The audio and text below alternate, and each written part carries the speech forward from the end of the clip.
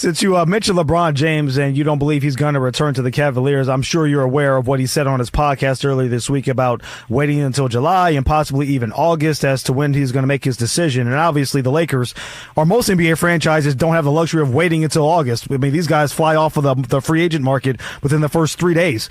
So what do you think the future is going to ultimately hold for LeBron James? And if he is not committal to the Lakers or somebody else by, say, July 6th or 7th, do you think they end up giving him an ultimatum? Take this or leave it, but we got to move on.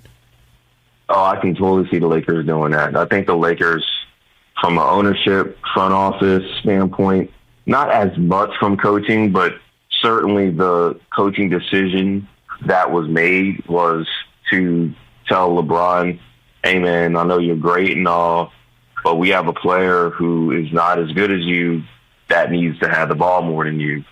Like, that was a thing that happened this season, and people wanted to, have their cake and eat it too as far as how they were covering it. Me, I ain't got those problems. I can, I'll call a spade a spade. Like, the Lakers have been preparing to move on for LeBron for a year, and so I don't think the Lakers are going to let LeBron James hijack their summer. There's some teams that will allow their summer to get hijacked. I watched the Golden State Warriors have us talking about Jonathan Kuminga like he was a franchise player last offseason. You saw how that worked out. They didn't sign anybody until right before training camp. And, I don't think the Lakers are interested in anything close to that. Teams work off of commitments. So if they're supposed to keep the powder dry, then they're going to do that. I think the Lakers want a Lakers discount to keep LeBron, and I don't think LeBron really too interested in that. And so someone's going to blink at some point, and I bet you it's going to be LeBron, to be honest with you, because he doesn't have a contract, and he's the one who is going to be short-term anyway.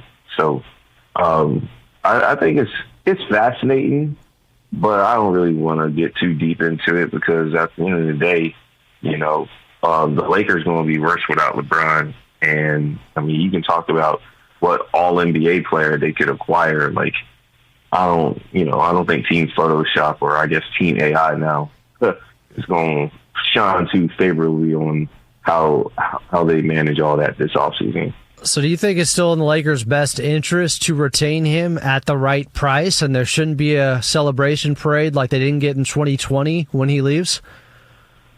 I mean, the biggest thing is the Lakers are a flawed team. Like, they get credit for winning the playoff series, but, like, the Lakers are a team that their defense isn't good, and their offense is last year, for a team that was so good at putting the ball in the basket and getting to the line, they should have been better offensively than they actually were. They only played really well for, like, 2 months of the season. They played really well in November, and they played really well in March.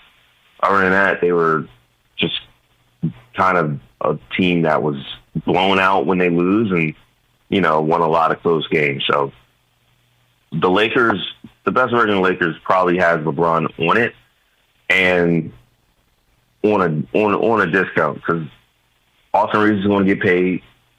It's almost like you'd want to swap what Austin and LeBron made last year.